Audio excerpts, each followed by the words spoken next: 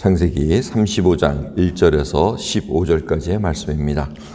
하나님이 야곱에게 이르시되 일어나 베델로 올라가서 거기 거하며 내가 내 형 에서의 낯을 피하여 도망하던 때에 내게 나타났던 하나님께 거기서 단을 쌓으라 하신지라. 야곱이 이에 자기 집사람과 자기와 함께한 모든 자에게 이르되 너희 중에 이방 신상을 버리고 자신을 정결케 하고 의복을 바꾸라.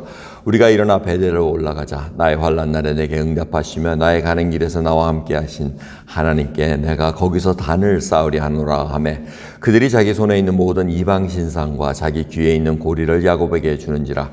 야곱이 그것들을 세겜 근처 상수리 나무 아래 묻고 그들이 발행하였으나 하나님이 그 사면 고울들로 크게 두려워하게 하신 고로 야곱의 아들들을 추격하는 자가 없었더라. 야곱과 그와 함께한 모든 사람이 가나안 땅 루스 곧 베델에 이르고 그가 거기서 단을 쌓고 그곳을 엘베엘이라 불렀으니 이는 그 형의 낯을 피할 때 하나님이 그에게 거기서 나타나셨음이더라. 리브가의 유모 드보라가 죽음에 그를 베델 아래 상수리 나무 밑에 장사하고 그 나무 이름을 알론바굿이라 불렀더라.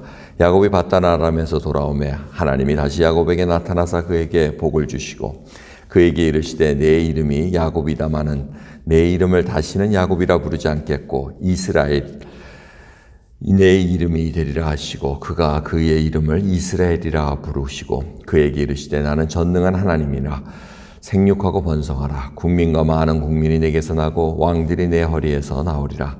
내가 아브라함과 이삭에게 준 땅을 내게 주고 내가 내 후손에게도 그 땅을 주리라 하시고 하나님이 그와 말씀하시던 곳에서 그를 떠나 올라가시는지라. 야곱이 하나님의 자기와 말씀하신 곳에 기둥 곧 돌기둥을 세우고 그 위에 전제물을 붓고 또 그 위에 기름을 붓고 하나님이 자기와 말씀하시던 곳의 이름을 베델이라 불렀더라. 아멘. 바로 그 34장에는 참 악으로 갚는 일로 인해서 지금 증오심이 많이 받게 되는 야곱의 집안입니다. 그래서 하나님께서 지금 야곱과 야곱 집안은 완전히 두려움에 떨고 있었습니다. 이게 큰일 났구나. 이제 복수하러 이 부족 마을들이 다 합쳐서 오면 우리는 이길 수가 없구나. 이런 아주 두렵고 캄캄한 사중에 하나님께서 나타나셔서 베델로 가라 그럽니다. 네가 전에 도망가가지고 나에게 서원했던 그곳에 가서 단을 쌓으라고 얘기합니다. 그래서 야곱이 결단합니다. 각자 다 뭐라 그럽니까? 이상 신상을 버리고 이방 신상을 버리고 자기를 정결케 하고 의복을 바꾸라고 얘기합니다. 그랬더니 이들이 내놓는 게 기가 찬 것입니다. 모든 이방 신상, 자기 귀에 있는 고리를 야곱에 왜 귀에 고리가 다 달 모양 이런 걸로 다 만들었으니까 다 이방 신을 섬기는 그러한 우상 숭배의 물질들이 있었다는 겁니다. 그걸 다 묶고 의복, 옷을 새로 바꾸라는 겁니다. 의복을 바꾸라는 의미는 굉장히 중요합니다. 우리도 지금 이곳에 새벽 기도하러 나올 때 잠옷바람으로 나오지 않지 않습니까? 잠옷바람으로 나올 리가 없고 옷을 갈아입는다는 건 뭔가 새로운 것을 시작한다는 것을 포함하고 있습니다. 그래서 옷을 갈아입고 지금 하나님께로 가고 하나님께서 지금 다시 베델에게 나타납니다. 근데 그 사이에 8절을 보시면은 리브가의 유모 드보라가 죽었다고 얘기합니다. 갑자기 뜬금없이 유모 얘기가 왜 나오는지 모르겠습니다. 하지만 이 유모 드보라는 리브가가 이삭한테 시집 올 때 같이 따라온 여인입니다. 그러니까 야곱을 어릴 때부터 키워왔던 자와 다름없습니다.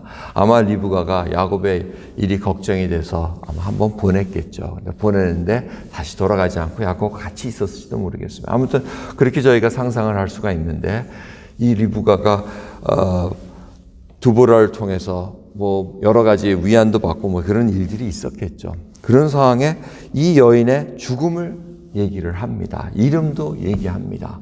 뭔가 하나님께서 이렇게 남겨주신 이유는 이 여인이 굉장히 하나님을 기뻐하는 그런 삶을 살았기에 이런 기록이 남겨놓지 않았을까. 야곱에게 조언도 해줬을 것이고 옆에 힘들어할 때 인커리지도 해줬을 겁니다. 하나님을 떠나지 않게끔 뭔가 조언의 역할을 했기에 지금 이 사이에 지금 드보라가 죽었다는, 유모가 죽었다는 얘기를 집어넣어서 어디에 장사 지냈다는 것까지 얘기합니다.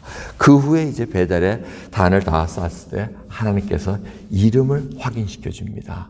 너 이제 더 이상 야곱 아니다. 이스라엘이다. 근데 이 이스라엘을 지금 처음 얘기한 게 아닙니다. 근데 브니엘이라고 이름했던 그곳에서 에서의 형을 만나기 전에 씨름하던 그곳에서 이름을 받았습니다. 근데 지금 보니 이름에 걸맞는 삶을 살지 않았다는 겁니다. 근데 여기 와서 이제 다시 내 이름답게 살라는 얘기를 합니다. 자, 오늘 말씀을 통해서 저희가 살펴봐야 될 것은 하나님을 만나는 데 있어서 지금 거기에 걸맞는 삶을 지금 하나님께서는 기대하고 계시다는 겁니다. 야곱은 그걸 깨달았습니다.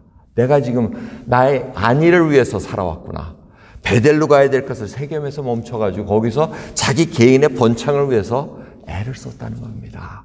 뭐 하나님께 뭐 특별히 단을 세우고 뭐 조그맣게 했을지 모르지만 전 마음, 전 생을 통해서 하나님께 바치는 이런 일들은 보질 못했습니다. 환난을 통해서 자기가 깨닫고는 신상을 다 내놔라 알고 있었다는 겁니다. 야곱 집안에 무슨 일이 일어나고 있는 걸 알고 있었음에도 불구하고 그걸 그냥 방광같이 놔뒀습니다. 왜? 돈도 잘 벌리고 뭐 다 잘 되는 것 같이 보이니까. 그런데 이 악을 악으로 그냥 갚는 그 일을 통해서 어려움을 당합니다. 그래서 재벌입니다. 여러분, 우리는 우상을 재버려야 됩니다. 하나님 위해 사랑하는 것들, 그걸 제하지 않고서는 하나님의 백성 이름에 걸맞는 그 삶을 살아갈 수 없다는 것 다시 한번 깨달아야 됩니다. 오늘 이 사건의 이야기를 통해서 우리는 어디에 들어가 있습니까? 의복을 바꾸려면 의복 바꿔야 됩니다. 버려야 될 것이 있으면 버려야 됩니다. 그리고 하나님께서 저희들에게 하나님의 백성으로 이름을 줘주셨는데 이제 그 백성에 걸맞는 삶이 드러나야 됩니다. 그러기 위해서는 정말 하나님과의 그 관계가 다시 정립돼야 됩니다. 하나님께서 베델로 다시 부르신 이유는 나와 관계를 새롭게 하자는 얘기입니다.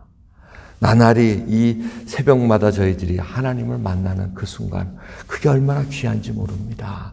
여러분, 어저께 갖고 있었던 그 사건과 생각과 이런 것들을 다 묻어보고 새롭게 하나님과의 만남 속에서 새롭게 정립하시기 바랍니다. 그게 일어나지 않고서는 우리의 삶의 변화가 일어나지 않습니다. 매일 똑같은 반복되는 생활일지라도 하나님과의 만난 사람은 새롭게 이 새하늘을 바라볼 수 있는 눈이 열려 있다는 것을 다시 한번 깨달으시면서 하나님께 기도하는 저희들 되기를 소원합니다. 기도하겠습니다. 하나님 감사합니다. 오늘도 귀한 새벽 저희들 하나님을 얼마나 사랑하는지 정말 저희들 속에 시간이 흐르다 보면 변질되기가 쉽습니다.